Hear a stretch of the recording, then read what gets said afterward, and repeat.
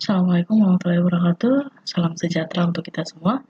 Senang sekali hari ini kita berjumpa kembali ya. Mudah-mudahan teman-teman dalam kondisi sehat dan baik. Amin. Oke, untuk hari ini pembahasan kita atau materi yang akan kita bahas adalah terkait dengan uji coba lapangan atau field test ya. Setelah minggu lalu teman-teman melakukan expert review atau uji coba secara kualitatif, maka untuk minggu ini kita akan membahas tentang bagaimana melakukan uji coba lapangan ya. Apa saja yang akan dilakukan gitu dalam hal terkait dengan uji coba lapangan. Pada dasarnya uji coba itu ada dua ya jenisnya, ada expert review dan ada field test. Jadi ada uji coba secara bahasa atau kualitatif gitu ya, dan juga ada uji coba secara kuantitatif gitu. Nah, kenapa dan untuk apa gitu ya? Kenapa uji coba itu dilakukan dan untuk apa gitu ya? Nah, ini ada beberapa yang saya jabarkan. Yang pertama yaitu item-item yang disusun ada kemungkinan tumpang tindih. Nah, ini untuk melihat apakah ada item pernyataannya yang sama, maknanya sama, cuman berbeda kalimat misalnya gitu ya. Nah, untuk melihat itu tumpang tindih atau enggak gitu ya. Kalau maknanya sama, ya artinya nggak perlu dituliskan dua kali gitu ya, cukup sekali aja gitu. Karena itu sudah mewakili indikatornya. Kemudian bahasa item mungkin dirasa sukar, sulit dipahami dan tidak efektif gitu. Nah, ini juga kaitannya dengan respondennya ya. Apakah bahasa yang kita gunakan itu mudah dipahami, jelas atau ya mudah dimengerti oleh responden kita atau tidak.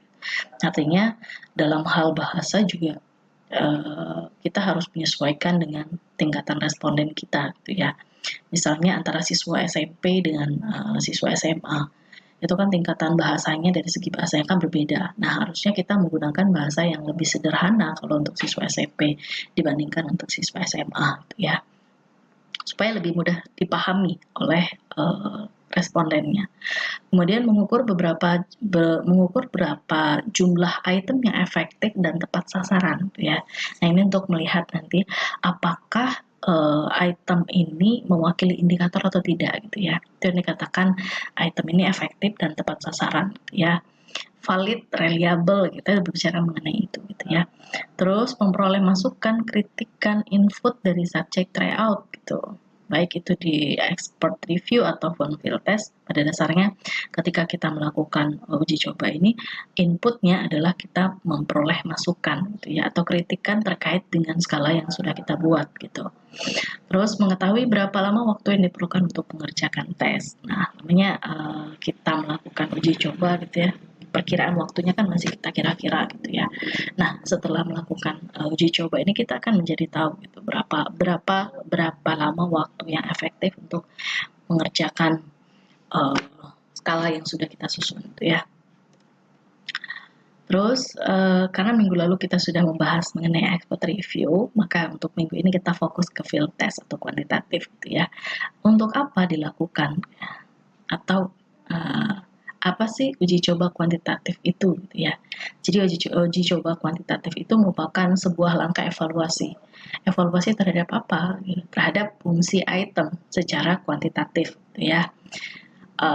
Untuk melihat evaluasi atau fungsi item itu berdasarkan apa? Tentu saja berdasarkan skor jawaban responden ya. Nah, lalu skor jawaban responden itu didapat dari mana gitu ya. Nah, data skor item dari responden diperoleh dari hasil field test gitu. Jadi skala yang sudah kita susun tadi yang sudah diperbaiki pasca expert review ya, teman-teman uji cobakan ke siswa.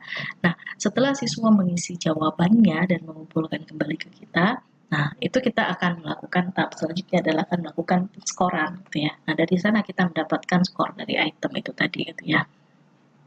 Jawaban dari responden kita berikan skor gitu sehingga itu menjadi data untuk melakukan uji daya item nanti ya, daya diskriminasi, terus uji validitas dan uji reliabilitasnya. Lalu tujuannya untuk apa gitu ya? Nah, untuk mengetahui apakah item memenuhi persyaratan psikometrik untuk disertakan sebagai bagian dari skala. Jadi, memenuhi persyaratan pengukuran enggak gitu ya. Itu tadi, misalnya kalau kita berbicara mengenai validitas, nah dia valid atau tidak. Nah, seharusnya yang memenuhi persyaratan pengukuran atau psikometrik itu adalah yang valid gitu ya. Kalau yang tidak valid berarti dia tidak bisa disertakan sebagai bagian dari skala. Terus hasil analisis item menjadi dasar dalam melakukan seleksi item ya. Nah, setelah kita melakukan analisis item ya, sudah melakukan uji validitas, uji reliabilitas, nah uji daya diskriminasi gitu ya.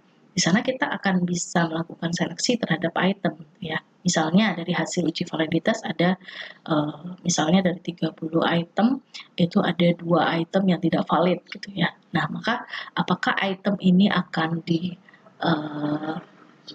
hapuskan atau diperbaiki gitu. Itu kita lakukan menjadi dasar kita untuk melakukan seleksi item gitu ya.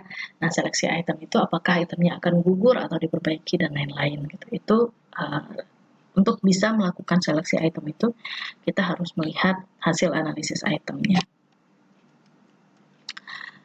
Nah, setelah tadi kita melakukan uji, kita memberikan memberikan skala kita kepada siswa, langkah berikutnya adalah siswa sudah mengumpulkan kembali ketika, maka langkah berikutnya adalah kita akan melakukan scoring dan tabulasi data ya. Bagaimana cara melakukan penskoran dan membuat tabulasi data? Siapkan skala yang sudah diberikan jawaban oleh subject tryout ya. Ini untuk langkah dari scoring data ya. Teman-teman harus menyiapkan jawabannya atau yang sudah diisi oleh responden. Nah, kemudian selanjutnya setelah kita menyiapkan nomor jawabannya, terus kita akan melakukan pengkodean gitu ya. Nah, ini pengkodean ini terkait dengan nama atau kode yang akan kita berikan untuk responden gitu ya. Misalnya berikan kode skala untuk masing-masing subjek tryout. Subjek tryout tadi dan respondennya ya. Misalnya untuk siswa kita ada 30. Kita memberikan namanya itu kodenya itu adalah R1, R2, R1 itu artinya responden 1, responden 2 sampai responden 30 gitu ya.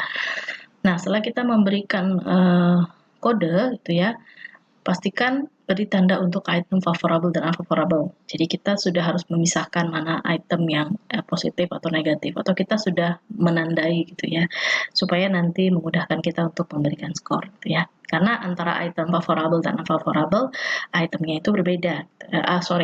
Pemberian skornya itu berbeda gitu ya. Terus beri skor untuk masing-masing item pernyataan. Setelah kita beri tanda ya, yang langkah terakhirnya itu kita memberikan skor untuk masing-masing item pernyataan yang sudah diberikan jawaban oleh siswa tadi gitu ya, atau respondennya. Nah, ini untuk contoh pemberian skornya, favorable, unfavorable tadi ya. Kalau favorable itu skor yang diberikan untuk alternatif pilihan jawaban sangat setuju itu 5 sampai dengan sangat tidak setuju 1 gitu ya. Jadi berurutan 5, 4, 3, 2, 1. Sedangkan kalau untuk yang unfavorable kebalikannya gitu ya. Sangat setuju diberi angka 1 sampai dengan sangat tidak setuju itu 5. Jadi 1, 2, 3, 4, 5 gitu ya. Terus setelah kita memberikan skor ya, kita sudah misalnya tadi apa jawaban siswanya, misalnya sangat setuju sudah kita beri angka 5, kalau untuk yang favorable, kalau untuk yang unfavorable kita beri angka 1. Setelah itu kita akan membuat tabulasi data ya. Ini beberapa hal yang perlu dipersiapkan atau langkah-langkah yang akan kita lakukan untuk membuat tabulasi data. Yang pertama yaitu siapkan skala dengan skor dan kode subjek yang sudah diberikan. Jadi skor tadi yang sudah kita berikan, terus kode subjeknya tadi kita siapkan gitu ya. Nah, setelah disiapkan kemudian kita bisa manual, bisa juga secara komputerisasi ya, tapi ini lebih baik secara komputerisasi gitu ya, karena akan lebih cepat untuk melakukan pengolahannya. Nah, yang pertama itu buka Microsoft Excel gitu ya. Kemudian setelah kita buka, nanti ada tampilan setelah ini ada contohnya ya. Kemudian langkah selanjutnya setelah kita buka Microsoft Excel yaitu menginput data skor item ke dalam tabulasi gitu ya. Terus kemudian setelah itu hitung total skor setiap masing-masing pernyataan. Nah, ini ya contohnya ya. Kode untuk subjek 001, 002. Nah, ini saya berikan 001P, 01, 002P, 003L. Ini untuk membedakan mana siswa yang laki-laki dan siswa yang perempuan gitu ya, atau responden laki-laki dan responden perempuan. Kalau misalnya nanti analisisnya kita mau menggunakan membedakan antara siswa laki-laki dan siswa perempuan. Apakah harus wajib Bu ada PL-nya gitu ya? Enggak mesti gitu ya.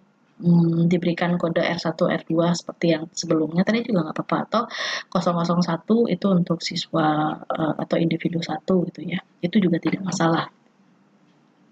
Terus untuk kode item untuk item pernyataan ini ada I1 sampai dengan I24 ya. Ini berarti item 1 untuk I1, kalau I24 berarti item 24 gitu ya. Nah, masukkan skornya tadi itu ya. Misalnya IT 1 untuk ibu 1 dia beri skor 4, berarti masukkan 4, 4, 2, 3, 4, 1, 1, 1 gitu ya. Nah, di sini memang tidak saya bedakan untuk mana item positif, mana item negatif. Maka teman-teman ketika tadi sudah diberikan tanda, ketika menginput harus dilihat ya, harus teliti. Mana yang item negatif dan mana yang item positif gitu. Nah, terus langkah berikutnya adalah membuat skor total gitu ya. Nah, untuk skor total ini ya tinggal dijumlahkan aja. Dari ini 001, 4, 4, 2, 3, 4, 1, 1 sampai ke 2 dijumlahkan berapa skornya. Itu adalah untuk skor totalnya.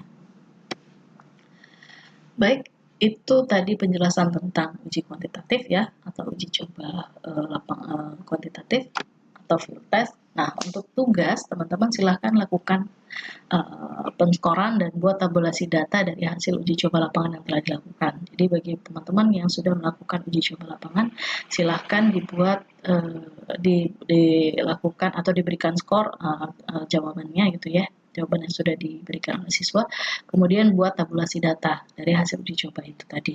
Nah, setelah ini nanti kita akan melakukan uji daya diskriminasi, uji validitas, dan uji reliabilitas ya. Baik, itu saja. Terima kasih untuk hari ini.